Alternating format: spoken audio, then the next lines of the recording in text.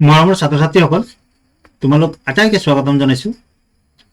আজি আমি আলোচনা কৰিম পঞ্চম শ্ৰেণীৰ তোমালোকৰ গণিত বিষয়ৰ তৃতীয়টো পাঠ, কালি আৰু পৰিসীমা।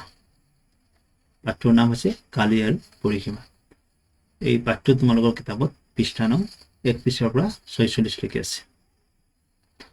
আহচোন আমি ইয়াৰ ভিতৰত কি কি আছে চাওঁ। ইয়াত প্ৰথমতে দিয়া আছে কেইটামান ছবি দিয়া আছে। ইয়াত ওপৰত লিখা আছে ক্ষেত্ৰফল তুলনা কৰোৱা। আহা, ক্ষেত্ৰফলটোক আমি কালি বুলিও কওঁ।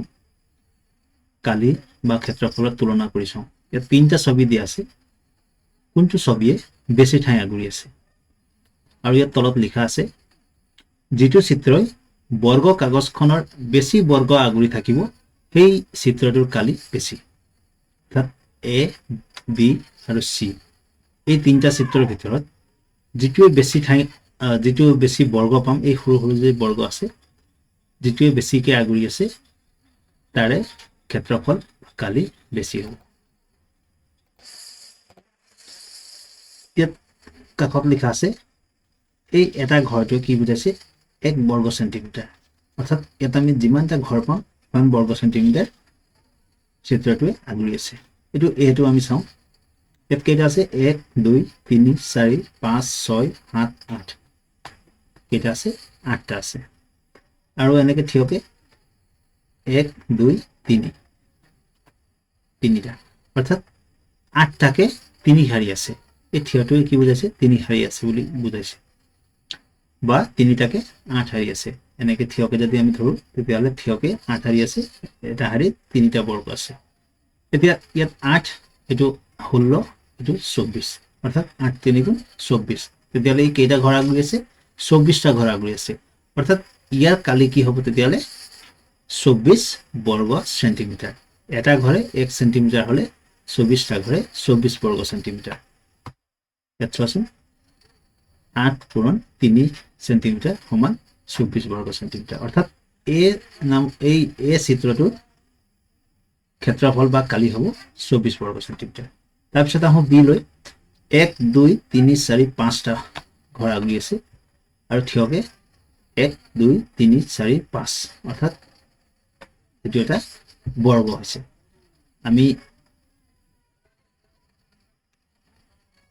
এইটো বৰ্গ কেনেকৈ গম পাম? বৰ্গৰ থিয়কে যিমান থাকিব পথালিকে সিমানে থাকিব। অৰ্থাৎ সকলো বাহুৰ দৈৰ্ঘ্য সমান হ'লে এইটোক আমি গণিতৰ ভাষাত বৰ্গ বুলি কওঁ। আৰু দুটা পৰস্পৰ বাহু যদি সমান থাকে তেতিয়াহ'লে সেইটো আমি কওঁ আয়ত। এতিয়া ইয়াৰ ক্ষেত্ৰফল কিমান হ'ব? 5 2 নম্বৰ শাৰীত 10, 3 নম্বৰ শাৰী হিচাপ কৰিলে 15, এইটো 20 আৰু এইটো 25। অৰ্থাৎ 5 পূৰণ 5 25। ইয়াৰ ক্ষেত্ৰফল হ'ব 25 বৰ্গ চেণ্টিমিটাৰ। বি চিত্ৰটোৰ ক্ষেত্ৰফল হ'ব 25 বৰ্গ চেণ্টিমিটাৰ। তাৰপিছত চিৰ আছে 1 2 3 4 5 6 7 8 9 10 11 12, 12টা আছে। আৰু থিয়কে 1 2 দুটা আছে। অৰ্থাৎ তেতিয়াহ'লে কেইটা পালোঁ? 12টা। এক শাৰীত 12টা আৰু 2 শাৰী হ'লে 24টা। অৰ্থাৎ 12 পূৰণ 2 হ'লেও 24 হ'ব। তেতিয়াহ'লে চি ছবিটোৰ ক্ষেত্ৰফল হ'ব 24। 12 পূৰণ 2 সমান 24। তেতিয়াহ'লে আমি তিনিটাৰ ভিতৰত কোনটোৱে বেছি ঠাই আগুৰি আছে, বা কোনটো ছবিৰ কালি বা ক্ষেত্ৰফল বেছি? এইটো বেছি হ'ব বিটো। অৰ্থাৎ আমি দুটাত 24 বৰ্গ চেণ্টিমিটাৰ পালোঁ, বিটো 25 বৰ্গ চেণ্টিমিটাৰ পালোঁ। ইয়াৰ পৰা আমি এইটো বুজিব লাগিব যে চিত্ৰটো ইয়াত দেখোঁতে যদিও এইটো চুটি আছে, এইটো যথেষ্ট দীঘল আছে, এইটো ইয়াতকৈ দীঘল কিন্তু অলপ ঠেক। সেইকাৰণে দেখাত এইটো ডাঙৰ বা এইটো ডাঙৰ যেন লাগিছে, কিন্তু ক্ষেত্ৰফল বা কালি কাৰ বেছি? ইয়াৰ বেছি। তেতিয়াহ'লে আমি কি বুজি পালোঁ? ক্ষেত্ৰফল বা কালি আমি কেনেকৈ উলিয়াম? এতিয়া আয়তৰ যদি ক্ষেত্ৰফল বা কালি উলিয়াব লাগে, এইটো এটা আয়ত, এইটো এটা আয়ত, পৰস্পৰ বাহু সমান হ'লে এইটো আয়ত। এতিয়া আয়তৰ ক্ষেত্ৰফল আমি উলিয়াবৰ কাৰণে একেবাৰে সহজ উপায়টো হ'ল আয়তটোৰ দিশ অৰ্থাৎ এইটো 8 এইটো দিশ ইয়াৰ 12 আৰু প্ৰস্থ সমান এইটো ইয়াৰ 2 আছে ইয়াত 3 অৰ্থাৎ 12 পূৰণ 12 এইটো দিশ এইটো 2 প্ৰস্থ তেনেকৈ আমি এইটো হ'ল আয়তৰ ক্ষেত্ৰত ইয়াত 8 পূৰণ 3 হ'ল এইটো 8 পূৰণ 3 আৰু ইয়াৰ কি হ'ল 12 পূৰণ 2 ইয়াত আমি আয়তটোৰ দিশ আৰু প্ৰস্থ পূৰণ কৰিলে আমি তাৰ কালি পাম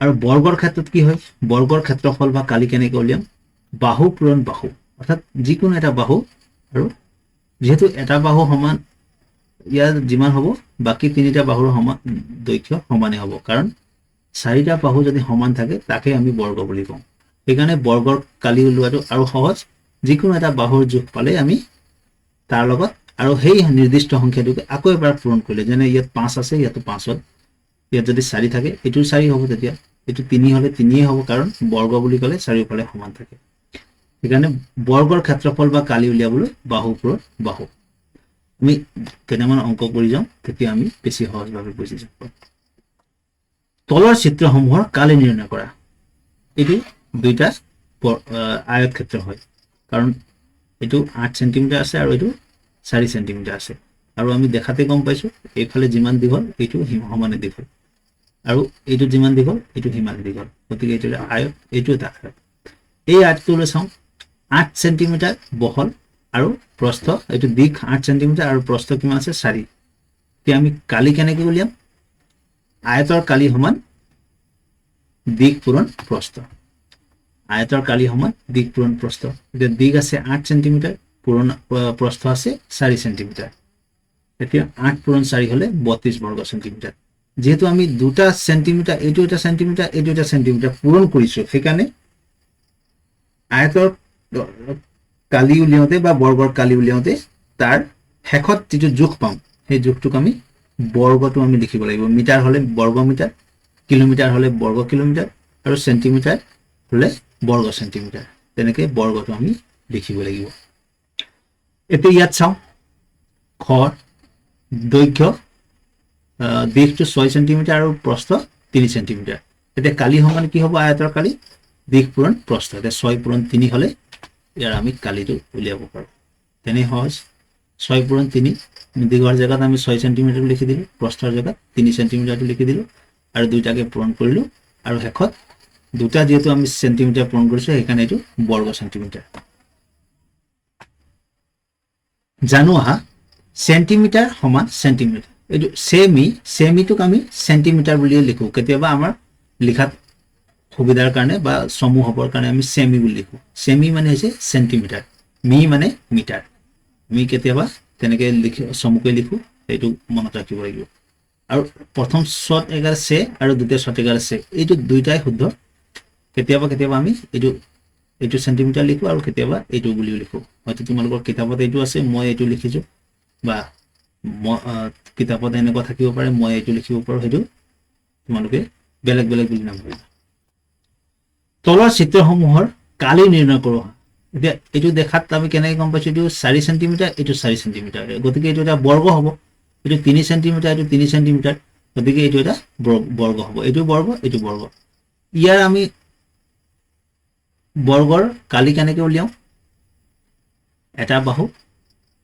পূৰণ আকৌ এটা বাহু অৰ্থাৎ বাহু পূৰণ বাহু এইটো বাহু আকৌ এবাৰ আমি এইটো সংখ্যাকে পূৰণ কৰিম যে বৰ্গৰ কালি সমান বাহু পূৰণ বাহু বাহুৰ এটা বাহু মানে এই এফালৰ আঁচডাল এটা আঁচৰ দৈৰ্ঘ্য 4 সেন্টিমিটাৰ আৰু এটা আঁচ আমি 4 সেন্টিমিটাৰ লিখি এইটো আচলতে ভুল হৈছে কিবা লিখাত প্ৰিণ্টিং ভুল হ'ব পাৰে মই শুদ্ধ কৰি লিখিম তেতিয়াহ'লে এই বৰ্গটোৰ কালি হ'ল 16 বৰ্গ সেন্টিমিটাৰ এতিয়া আহোঁ এই বৰ্গটোলৈ 3 সেন্টিমিটাৰ এইটো 3 সেন্টিমিটাৰ আৰু আমাৰ বৰ্গৰ কালি উলিওৱা সূত্ৰটো কি আছিলে বাহু পূৰণ বাহু যিকোনো এটা বাহুৰ জোখ লৈ আৰু এবাৰ সেই বাহুটোৰ দৈৰ্ঘ্যকে আৰু এবাৰ পূৰণ কৰি দিলে আমি তাৰ কালি পাওঁ এতিয়া ইয়াত 3 এইটো 3 মই সুবিধাৰ কাৰণে দুইফালে লিখি দিছোঁ কিন্তু বৰ্গৰ সাধাৰণতে এফালে লিখিলেই হয় ইয়াতো যিকোনো এটা বাহুত লিখিলেই হয় গতিকে ইয়াৰ বৰ্গটোৰ কালি কি হ'ব বাহু পূৰণ বাহু এটা বাহুৰ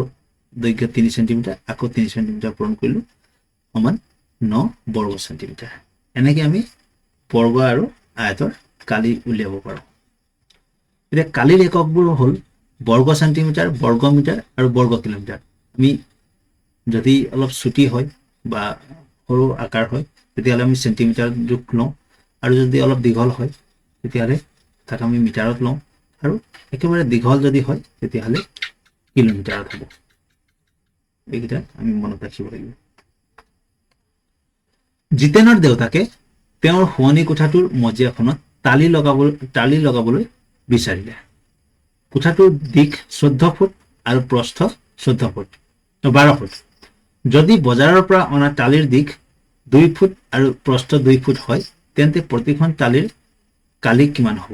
মজিয়াখনত কিমানখন টালিৰ প্ৰয়োজন হ'ব? ইয়াত দুটা প্ৰশ্ন আছে। এটা হ'ল যদি বজাৰৰ পৰা অনা টালিৰ দিশ 2 ফুট আৰু প্ৰস্থ 2 ফুট হয় তেন্তে প্ৰতিখন টালিৰ কালি কিমান হ'ব? আৰু এটা প্ৰশ্ন হৈছে মজিয়াখনত কিমানখন টালিৰ প্ৰয়োজন হ'ব? এতিয়া আমি প্ৰথমতে চাওঁ, ধৰা হলে এইটো আমাৰ শোৱনি কোঠা, জিতেনৰ দেউতাকৰ শোৱনি কোঠা। ইয়াত দিশ 14 ফুট, প্ৰস্থ 12 ফুট। এতিয়া আমি প্ৰথমতে এই শোৱনি কোঠাটোৰ কালিটো উলিয়াই ল'ব লাগিব। ইয়াৰ কালি কিমান হ'ব? আমি 14ৰ লগত 12টো পূৰণ কৰি ল'ব লাগিব, তেতিয়া আমি শোৱনি কোঠাটোৰ কালি পাওঁ। শোৱনি কোঠাটোৰ কালি সমান দিশ পূৰণ প্ৰস্থ দিয়া 14 ফুট আৰু 12 ফুট পূৰণ কৰিলোঁ 168 ফুট বৰ্গ ফুট হ'ল। এতিয়া যিহেতু আমি ইয়াত একক ফুট পাইছোঁ সেইকাৰণে ইয়াত বৰ্গ ফুট হৈছে। আগৰ আমাৰ চেণ্টিমিটাৰ আছিল সেইকাৰণে তাত বৰ্গ চেণ্টিমিটাৰ আছিল। এতিয়া আমি এইটো পালোঁ ফুট, 168 ফুট। এইটো 14 পূৰণ 12 পূৰণ কৰিলে 168 হয় নে নহয় তোমালোকে কৰি চাবা। তাৰপিছত আহিছোঁ এতিয়া টালিৰ কালিলৈ। এখন টালিৰ দিশ 2 ফুট, প্ৰস্থ 2 ফুট, অৰ্থাৎ এইটো এটা বৰ্গাকাৰ টালি। এতিয়া বৰ্গৰ কালি উলিয়াবৰ কাৰণে আমি কি কৰোঁ? টালিৰ কালিটো দিশ পূৰণ প্ৰস্থ বুলিও ক'ব পাৰোঁ বা আমি বাহু পূৰণ বাহু বুলি ধৰিব পাৰোঁ। ইয়াত যিহেতু আমাক বৰ্গ বুলি কৈ দিয়া নাই সেইকাৰণে আমি দিশ পূৰণ প্ৰস্থই লিখিলোঁ। উত্তৰটো একেই হ'ব। ইয়াত 2 ফুট 2 ফুট, ইয়াৰ কালি হ'ব 4 বৰ্গ ফুট। এতিয়া আমি গম পালোঁ যে এখন টালিৰ কালি 4 বৰ্গ ফুট আৰু কোঠাটোৰ কালি 168 বৰ্গ ফুট। এতিয়া 4 বৰ্গ ফুটকে যদি লগাই গৈ থাকোঁ তেতিয়াহ'লে আমাক কিমানখন টালিত 168 বৰ্গ ফুট হ'ব? তাৰ কাৰণে আমি কি কৰিব লাগিব? 168 বৰ্গ ফুটক 4 বৰ্গ ফুটেৰে হৰণ কৰিব লাগিব, অৰ্থাৎ ভাগ কৰিব লাগিব। তেতিয়া আমি ভাগ কৰিলে 42 পাওঁ। গতিকে কিমানখন টালিৰ প্ৰয়োজন হ'ব? 42টা টালিৰ প্ৰয়োজন হ'ব। ইয়াক আমি অংকটো কেনেকৈ কৰি যাম? এনেকৈ লিখিব লাগিব একেলগে। শোৱনি কোঠাৰ কালি এনেকৈ লিখিম, এইটো বৰ্গ ফুটটো উলিয়ালোঁ, তাৰপিছত টালিৰ কালি উলিয়ালোঁ, এইটো 4 বৰ্গ ফুট পালোঁ। গতিকে প্ৰয়োজন হোৱা টালিৰ সংখ্যা 168 হৰণ 4 সমান 42টা।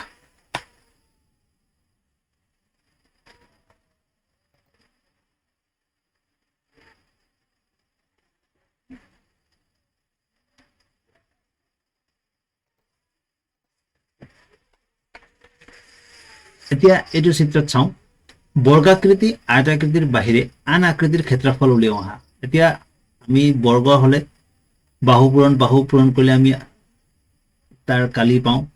আয়তৰ ক্ষেত্ৰত দিশ পূৰণ প্ৰস্থ পূৰণ কৰিলে আমি কালি পাওঁ। এতিয়া কিছুমান ক্ষেত্ৰত আমি তেনেকৈ সহজভাৱে উলিয়াব নোৱাৰোঁ। এতিয়া ধৰা হ'ল চিত্ৰ নং 1, এইটো ইয়াত কি হৈছে? কোনো সম্পূৰ্ণকে বৰ্গৰ ভিতৰত নাই। এতিয়া এনেকুৱা ক্ষেত্ৰত ইয়াত কি কৰা হৈছে? যদি সম্পূৰ্ণ বৰ্গ ধৰিছে তেতিয়াহ'লে এইটো 1 বৰ্গ চেণ্টিমিটাৰ, আৰু যদি আধা ধৰা আছে তেতিয়াহ'লে আধা বৰ্গ চেণ্টিমিটাৰ, আৰু তেনেকুৱা দুটা আধা হ'লে 1 বৰ্গ চেণ্টিমিটাৰ ইয়াত আমাক লিখি দিয়া হৈছে। এতিয়া আমি এইটো চিত্ৰ 1ৰ চাওঁ কিমান হ'ল কালি। ইয়াত চালোঁ 1 2 3 4 5 6 7 8, 8টা সম্পূৰ্ণ বৰ্গ আছে, গতিকে এইটো 8 লিখিলোঁ।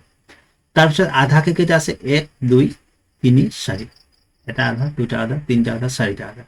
এতিয়া আমি যোগ কৰিম, 8টো 8 ভাগে আহিল, আধা আধা 1, আধা আধা 1, গতিকে ইয়াত 2 পালোঁ। গতিকে এই 1 নং চিত্ৰৰ কালিটো হ'ব 10 বৰ্গ চেণ্টিমিটাৰ।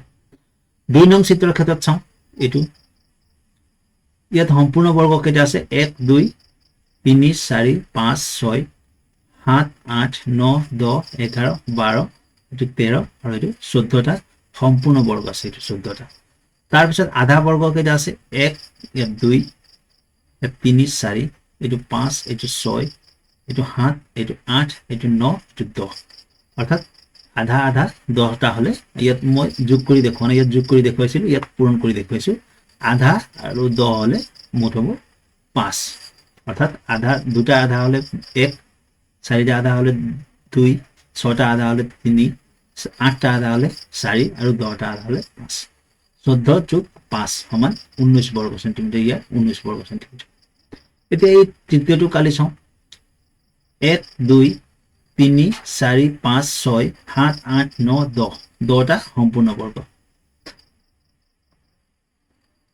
সম্পূৰ্ণ এইটো এক বৰ্গ তাৰপিছত আধা বৰ্গ 1 2 3 4 5টা 5টা আধা বৰ্গ হলে 4টা হলে 2 আহিব এইটো 2 4টা 2 আৰু আধাটো আধা ভাগে থাকিব 12 আৰু আধা বৰ্গ সেন্টিমিটাৰ ইয়াৰ কালি হ'ব 12 আধা বৰ্গ সেন্টিমিটাৰ এনেকৈ আমি কিছুমান বৰ্গ আৰু আয়তৰ বাহিৰে অন্যান্য হেৰিবিলাকৰ আমি তেনেকৈ উলিয়াব লাগিব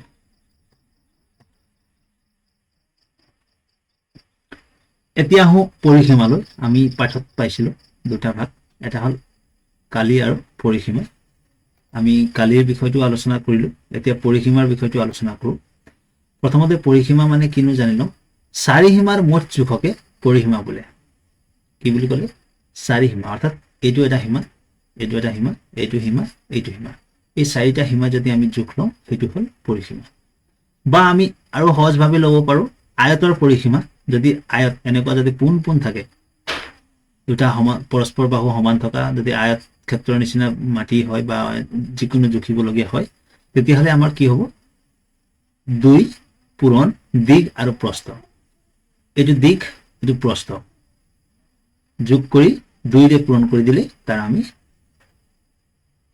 পৰিসীমা পাওঁ ধৰা হল এইটো 20 সেন্টিমিটাৰ 20 মিটাৰ আৰু এইটো 10 মিটাৰ এতিয়া ইয়াৰ পৰিসীমা কিমান হ'ব এইটো 20 হলে এইটো 20 হ'ব এইটো 10 হলে এইটো 10 হ'ব এইটো ভুল হৈছে এইটো 10 হ'ব লাগিছিল এইটো 10 হ'ব এতিয়া ইয়াৰ পৰিসীমা কি বুলি কৈছে চাৰি সীমাৰ মুঠ জোখ এতিয়া আমি ইয়াক দুই ধৰণে উলিয়াব পাৰো প্ৰথম চাৰি সীমাৰ মুঠ জোখৰ পৰা উলিয়াম এইটো 20 এইটো 30 এইটো 40 50 এইটো 60 এই শ্ৰেণী কোঠাটোৰ পৰিসীমা হ'ব 60 মিটাৰ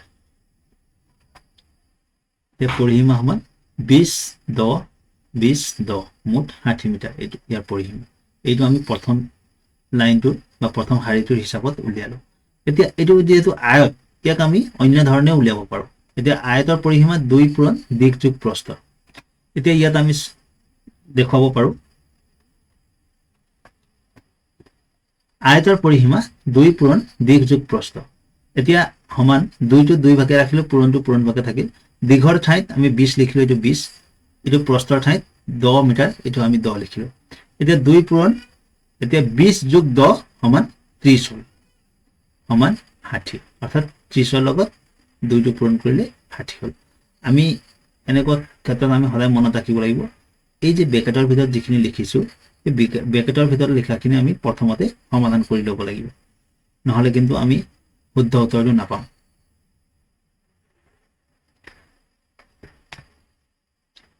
এতিয়া আহো বৰ্গৰ পৰিসীমালৈ এতিয়া ইয়াত কোৱা হৈছে চাৰি সীমাৰ মুঠ জোখকে পৰিসীমা বোলে আমি ইয়াৰ চাৰি সীমা জুখিও আমি পৰিসীমা উলিয়াব পাৰো বা এইটো যেহেতু আমি বৰ্গ দেখিছো বৰ্গৰ পৰিসীমা 4 পূৰণ এটা বাহুৰ দিশ এই দুইটা হিচাপত আমি ইয়াৰ পৰিসীমা উলিয়াব পাৰো ধৰা হল এইটো 5 মিটাৰ হলে এইটো 5 মিটাৰে হ'ব এইটো 5 মিটাৰ হ'ব আৰু এইটো 5 মিটাৰ হ'ব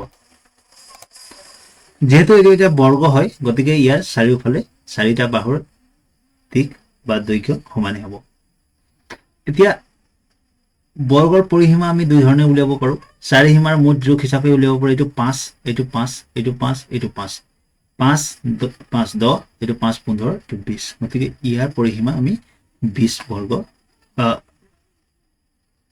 20 মিটাৰ পাওঁ আৰু বৰ্গৰ পৰিসীমা এইটো সূত্ৰত আমি উলিয়াব পাৰো 4 পূৰণ এটা বাহুৰ দিশ ইয়াত আমি 4 ৰে যিকোনো এটা বাহুৰ দিশক আমি পূৰণ কৰিলে ধৰা হল এটা বাহুৰ দিশ এইটো 5 আৰু এইটো পূৰণ 4 টো আহিব ইয়াত মুঠ 20 মিটাৰ ওলাব এইটো আমি দুই ধৰণে ইয়াৰ পৰিসীমা উলিয়াব পাৰো এতিয়া আহো ত্ৰিভুজৰ ক্ষেত্ৰত ইয়াত আমি প্ৰথম সূত্ৰটো ব্যৱহাৰ কৰি উলিয়াব পাৰো আৰু সমবাহু ত্ৰিভুজ যেহেতু এইটো সমান সমান বাহু থাকিব লাগিব তেতিয়াহে এই সূত্ৰটো প্ৰয়োগ কৰিব পাৰো আমি ইয়াত তিনিটা বাহুৰ যোগ সমান আছে 6 6 6 সেইকাৰণে আমি এই সূত্ৰটো ব্যৱহাৰ কৰিব পাৰো এতিয়া চাৰিসীমাৰ যোগ যদি লওঁ এইটো 6 যোগ 6 12 এইটো 6 18 চাৰিসীমাৰ হিচাপত আমি ইয়াক পাওঁ 18 মিটাৰ আৰু সমবাহু ত্ৰিভুজৰ পৰিসীমাৰ ক্ষেত্ৰত এইটো সূত্ৰ আছে 3 পূৰণ এটা বাহুৰ দিশ এইটো 3টো আমাৰ সূত্ৰৰ মতে আহিব আৰু এটা বাহুৰ যোগ হৈছে 6 মিটাৰ যিকোনো এটা বাহু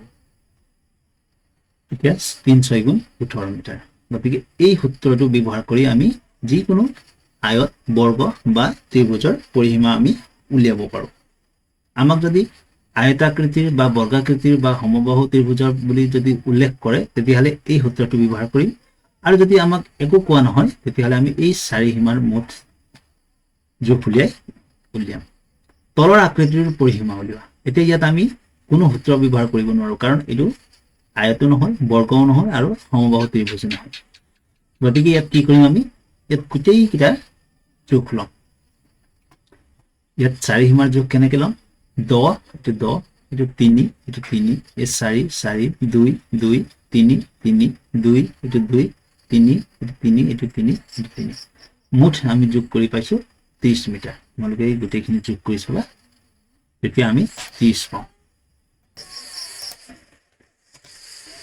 এতিয়া এই ত্ৰিভুজৰ ক্ষেত্ৰতো আমি তেনেকৈ উলিয়াম ইয়াত যেহেতু এইটো সমবাহু ত্ৰিভুজ নহয় ইয়াত 4 সেন্টিমিটাৰ এইটো 6 সেন্টিমিটাৰ এইটো 5 সেন্টিমিটাৰ আমি তিনিটা বাহুৰ যোগ লম আৰু সেইমতে আমাৰ ইয়াৰ পৰিসীমা উলিয়াম এতিয়া পৰিসীমা সমান এ বি ইয়াৰ পৰা ইয়ালৈকে বি চি এইটো ইয়াৰ পৰা ইয়ালৈকে আৰু চি এ এইটো ইয়াৰ পৰা ইয়ালৈকে এতিয়া 6 5 এইটো 4 মুঠ 15 সেন্টিমিটাৰ ইয়াৰো আমি তেনেকৈ কৰিম এ বি প্ৰথমতে লিখিম এ বি সমান 4 বি চি এইটো 8 আৰু চি এ এইটো 8 আমি মুঠ যোগ কৰিলো 20 সেন্টিমিটাৰ পালো এতিয়া সূত্ৰ ব্যৱহাৰ কৰি আয়তবোৰৰ পৰিসীমা উলিয়াও আহা এতিয়া সূত্ৰ ব্যৱহাৰ কৰিলে কি হ'ব আমাৰ আয়তৰ সূত্ৰত দিক দিয়া আছে 8 সেন্টিমিটাৰ প্ৰস্থ দিয়া আছে 6 সেন্টিমিটাৰ এতিয়া আয়তৰ পৰিসীমাৰ সূত্ৰটো হৈছে 2 পূৰণ দিক যোগ প্ৰস্থ এতিয়া দিক 8 প্ৰস্থ 6 8 আৰু 6 যোগ কৰিলে 14 হ'ল আৰু 2 লগত পূৰণ কৰি এইটো 28 পালো ইয়াত দিয়া আছে দিক 15 প্ৰস্থ 8 এতিয়া সূত্ৰটো আমাৰ লিখিব লাগিব আৰু 2টো থাকিবই পূৰণ আৰু দিকটোৰ জায়গাত দিক লিখিম প্ৰস্থৰ জায়গাত প্ৰস্থ লিখিম আৰু প্ৰথমতে দিক আৰু প্ৰস্থটো যোগ কৰি 2 ৰে পূৰণ কৰি দিম দিক আৰু প্ৰস্থ যোগ কৰিলো 23 হ'ল আৰু 2 ৰে পূৰণ কৰিলো 2 23 এটো আসলে 28 নহয় এটো ভুল হৈছে এটো হ'ব 46 সেন্টিমিটাৰ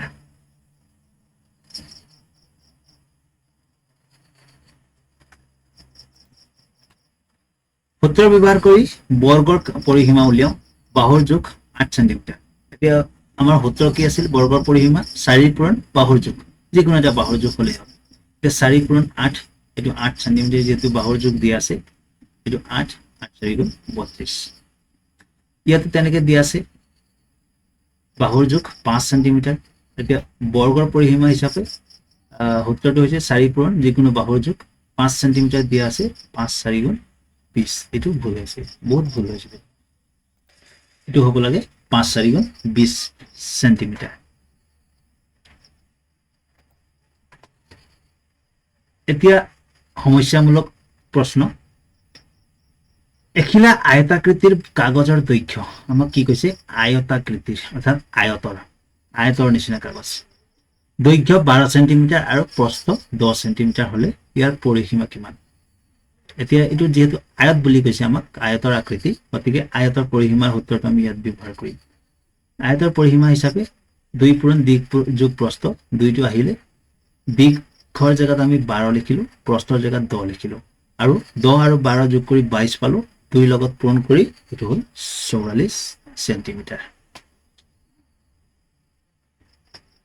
এটা আমি আকৌ এবাৰ চাই দিম, এটো এটা বৰ্গ, ইয়াৰ দিক 12 আৰু প্ৰস্থ 10, গতিকে কি হ'ব, এটো যদি 12 হয় এটো 12 হ'ব, 12 12 24 হ'ব, এটো 10 হলে এটো 10 হ'ব, 20 হ'ব, 24 আৰু 20 হলে 46 হ'ব, 44 হ'ব। এটো 22 যাৰ লগত 2 পূৰণ কৰি 44 পালো, এটো ইয়াত মই কৰি দেখুৱাই দিছো। এতিয়া 2 নম্বৰ প্ৰশ্ন, এখন বৰ্গাকৃতিৰ কেৰম বৰ্ডৰ প্ৰতিটো কাষৰ জোখ 35 সেন্টিমিটাৰ, ইয়াৰ পৰিসীমা কিমান? এতিয়া বৰ্গাকৃতি, বৰ্গ আকৃতি, বৰ্গ বুলি ক'লে বৰ্গৰ পৰিসীমা সূত্ৰটো আমি ইয়াত ব্যৱহাৰ কৰিম। 4 পূৰণ এটা বাহুৰ দৈৰ্ঘ্য, এটা বাহুৰ দৈৰ্ঘ্য আছে 35 সেন্টিমিটাৰ, গতিকে 4 পূৰণ 35 সেন্টিমিটাৰ। ধৰা হল এইটো কেৰম বৰ্ড, ইয়াৰ যিকোনো এটা বাহুৰ দৈৰ্ঘ্য হৈছে 35 সেন্টিমিটাৰ, ইয়াৰ 35 হলে এইটো 35 হ'ব, এইটো 35, এইটো 35, গতিকে এইটো 35 হলে এইটো 35 70 হল, আকৌ এইটো 35 105 আৰু এইটো 35 হলে 140, এইটো আমি যোগ কৰি আমি উলিয়াব পাৰো। ইয়াত পূৰণ কৰি দেখুৱাইছো, 35 পূৰণ 4 সমান 140। তাৰপিছত 3 নম্বৰ, 25 মিটাৰ জোখৰ এখন বৰ্গাকাৰ খেলপথাৰৰ কালি কিমান? এতিয়া বৰ্গৰ কালি সমান কি আছিলে, আমি আগতে পৰিসীমা উলিয়াইছিলো, এতিয়া কালি, বৰ্গৰ কালি সমান বাহু পূৰণ বাহু, এতিয়া বাহু, এটা বাহুৰ বা একফালৰ জোখ হৈছে 25, ইয়াৰ যদি এফালৰ 25 হলে, এটো যেহেতু বৰ্গ বুলি কৈছে ইয়াতো 25 হ'ব, ইয়াতো 25, ইয়াতো 25, এটো কিন্তু আমি চাৰিওফালে যোগ নকৰো, ইয়াক কি কৰিম, পূৰণ কৰিম, বাহু পূৰণ বাহু, এইটো বাহু আৰু এইটো বাহু, বা যিকোনো বাহু, দুটা বাহু পূৰণ কৰিম। ইয়াত 25 হলে আনটো যিকোনো বাহু 25 হ'ব, 25 পূৰণ 25 হলে 125 হল, 25 5ক কৰিলো 125, আকৌ 25 2 কৰিলো 50 হল, যোগ কৰি 625 পালো।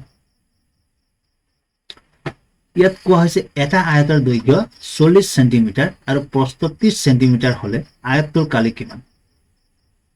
এতিয়া এইটো কালি বুলি ক'লে আমি দিক পূৰণ প্ৰস্থ, আয়তৰ কালি, ইয়াত দিক আছে, ধৰা হল এইটো আমাৰ আয়ত, ইয়াৰ দিক আছে 40 আৰু প্ৰস্থ আছে 30, এতিয়া আমি কি কৰিব লাগে, এই 40 লগত এই 30টো পূৰণ কৰি যিমান পাওঁ সেইটো হৈছে ইয়াৰ কালি।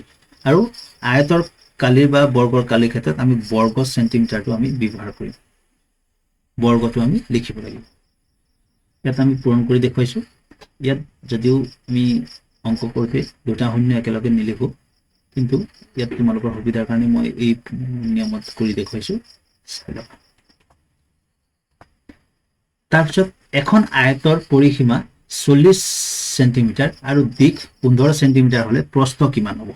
এইটো অলপ বেলেগ ধৰণৰ দিছে, ধৰা হল এইটো এটা আয়ত, ইয়াৰ পৰিসীমা 40, এইটো চাৰিওফালৰ বাহুৰ যোগ কৰিলে আমি 40 পাওঁ। ইয়াত দিয়া আছে দিকটো কিমান দিছে 15, এইটো 15 হলে এইটো 15 হ'ব, 15 15 30টো গ'ল, মুঠ আছিলে 40, আৰু ইয়াত থাকিলে কিমান, এইটো আৰু এইটো মিলাই 10 থাকিল, এতিয়া 10 হলে দুটাৰ সমান হ'ব, যিহেতু এইটো 5 এইটো 5 হ'ব। ইয়াত আমি অংকটো কৰি দেখুৱাম, আয়তৰ পৰিসীমা সমান 2 পূৰণ দিক যোগ প্ৰস্থ। এতিয়া ইয়াক যদি আমি বহলভাৱে লিখো, 2টোক দীঘৰ লগতো পূৰণ কৰিম, 2টোক প্ৰস্থৰ লগতো পূৰণ কৰিম, দুই দিক মানে দুই সাইডৰ দিক, এইটো দিক এইটো দিক, গতিকে দিক আৰু দিক, এইটো দিক আৰু এইটো দিক, প্ৰস্থ এইটো প্ৰস্থ আৰু এইটো প্ৰস্থ, ইয়াক আমি ভাঙি দেখুৱালো। এতিয়া ইয়াৰ দুই প্ৰস্থটো আমি আগলৈ নিলো, যিহেতু আমাক প্ৰস্থ উলিয়াব দিছে, এতিয়া প্ৰস্থটো নিয়াৰ লগে লগে এই পৰিসীমাটো ইয়ালৈ আহিল, পৰিসীমা বিয়োগ দুই দিক, অৰ্থাৎ দুই ফালৰ দিকটো। এতিয়া পৰিসীমা আছে 40, 40টো আমি পৰিসীমাৰ জেগাত লিখিলো, আৰু দুই দিকটোক আমি দিক যোগ দিক বুলি লিখিব পাৰো, বা 2 পূৰণ দিক বুলি লিখিব পাৰো। এতিয়া পৰিসীমাটো আমি 40 লিখিলো, দিক যোগ দিক, এইটো দিক এইটো দিক, 15 যোগ 15, তাৰপিছত 40ৰ পৰা এইটো আমি বিয়োগ কৰিম, এতিয়া 15 যোগ 15 কৰিলে 30 হল, 40ৰ পৰা 30 কৰিলে 10, আৰু যিহেতু আমাক দুই সাইডৰ প্ৰস্থ মিলাইহে 10 পাইছো আমি, গতিকে এটা সাইডত কিমান হ'ব, 5 সেন্টিমিটাৰ হ'ব। চাই ল'বা, তোমালোকে ভালকে বুজি ল'বা।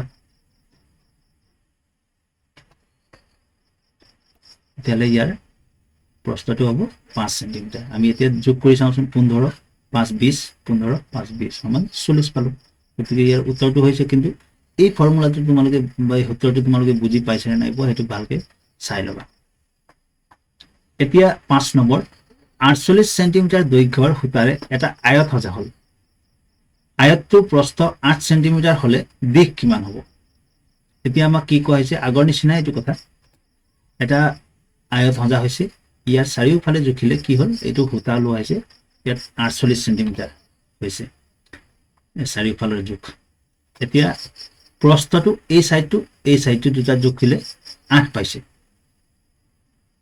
এইফালে 8 আৰু এইফালে 8 8 8 16 গ'ল তেতিয়াহ'লে এইফালে কিমান থাকিল দুটা মিলাই 48 পৰা 16 গ'লে 37 থাকিল এতিয়া আমি অংকটোৰ পৰা বুজিম আয়তৰ পৰিসীমা সমান এইটো আগৰ নিচিনাকৈ মই ভাঙি দেখুৱাইছোঁ এতিয়া আগতে যেহেতু আমাক প্ৰস্থ উলিয়াব দিয়া আছিল আমি ইয়াত প্ৰস্থটো আগলৈ আনিছিলোঁ এইবাৰ আমাক দিশ উলিয়াব দিছে সেইকাৰণে দিশটো আগলৈ আনিলোঁ এতিয়া দিশ দুই সাইডৰ দিশ সমান পৰিসীমা বিয়োগ দুই সাইডৰ প্ৰস্থ এতিয়া পৰিসীমাটো 48 দুই সাইডৰ পৰিসীমা প্ৰস্থ 8 যোগ 8 এতিয়া 8 যোগ 8 সমান 16 এতিয়া দিশ দুই ফালৰ দিশ হৈছে 32 সেন্টিমিটাৰ এতিয়া দুই ফালৰ যেহেতু দিশ আছে এফালৰ হলে 2 ৰে 32 হৰণ কৰিলে 16 সেন্টিমিটাৰ পাওঁ এইটো 16 সেন্টিমিটাৰ ছাত্ৰ-ছাত্ৰীসকল এই ভিডিওটো যথেষ্ট দীঘল হৈছে তথাপিও মই যিমান পাৰো তোমালোকক বুজাবলৈ চেষ্টা কৰিছোঁ আশা কৰিছোঁ তোমালোকে কম বেছি পৰিমাণে হ'লেও বুজি পাইছা কিবা যদি বুজাত অসুবিধা হৈছে তোমালোকে মোক কমেন্ট কৰিবা আৰু তোমালোকে যদি মোৰ WhatsApp চেনেলটো সাবস্ক্ৰাইব কৰা নাই সাবস্ক্ৰাইব কৰি ল'বা কাৰণ মই প্ৰতিটো পাঠৰে ভিডিও আপলোড কৰিবলৈ চেষ্টা কৰিম ধন্যবাদ